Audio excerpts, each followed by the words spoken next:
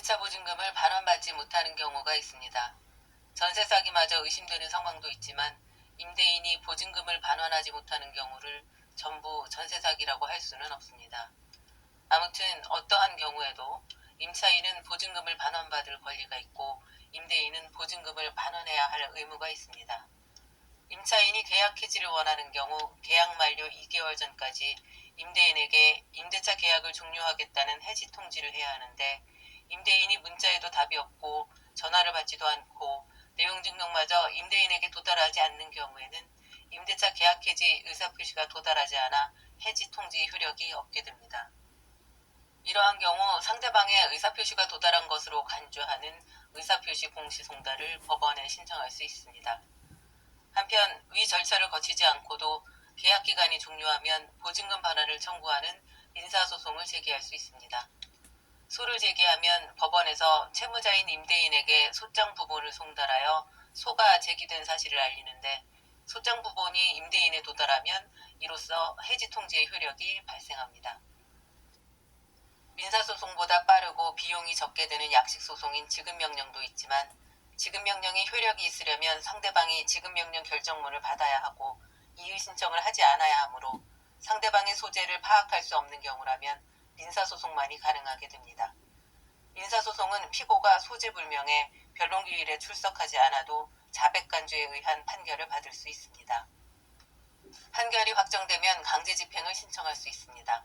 1순위 대항력이 있는 임차인은 자신의 임대차 목적물에 경매를 신청할 수 있습니다.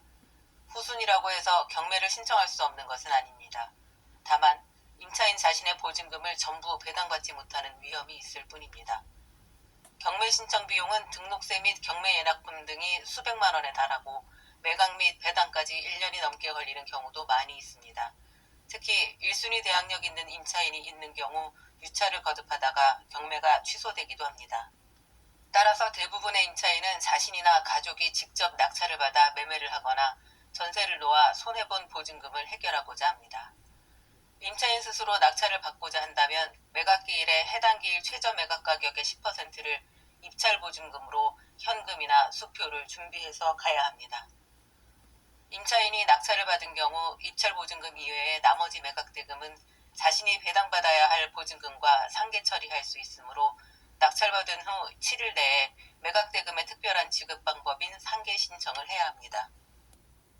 경매를 신청한 채권자는 별도로 배당 요구를 할 필요가 없습니다. 경매 신청인인 임차인 역시 배당 요구를 하지 않아도 되지만 임차인이 1순위 대항력 있는지를 현출할 필요가 있으므로 분쟁의 여지를 남기지 않기 위하여 배당 요구 종기 전에 권리신고 및 배당 요구 신청서를 제출하도록 합니다. 임차인이 임대차 목적물에 거주하면서 위 절차를 진행하는 경우에는 대항력을 대신하는 임차권 등기 명령을 신청할 필요는 없습니다. 그런데 주민등록을 옮겨야 하는 경우가 발생한다면 대항력을 잃을 수 있으므로 그때에는 임차권 등기 명령을 신청하여야 하고 이로써 임차권 등기를 마친 후 강제경매 개시결정을 받은 경우에는 강제경매 개시결정 등기 전에 등기된 차이기 때문에 별도로 권리신고 및 배당 요구를 신청할 필요는 없습니다. 임차인이 위 법적 절차 진행에 쓴 비용을 보전할 수 있는가 하는 문제가 있는데 법적 절차는 마련되어 있지만 대체로 임대인의 다른 재산이 없을 것이므로 현실적으로는 비용을 직접 회수하기는 어렵습니다. 한편 임대차 목적물이 살기에 충분히 좋은 조건이라면 1순위 대항력자는 아무런 법적 조치를 취하지 않고 내 집처럼 생각하고 살아도 됩니다. 임대인은 보증금을 반환하지 않는 이상 임차인에게 아무것도 요청할 수 없고 1순위 대항력자를 그곳에서 쫓아낼 수 있는 권리를 가진 자는 이 세상에 없습니다.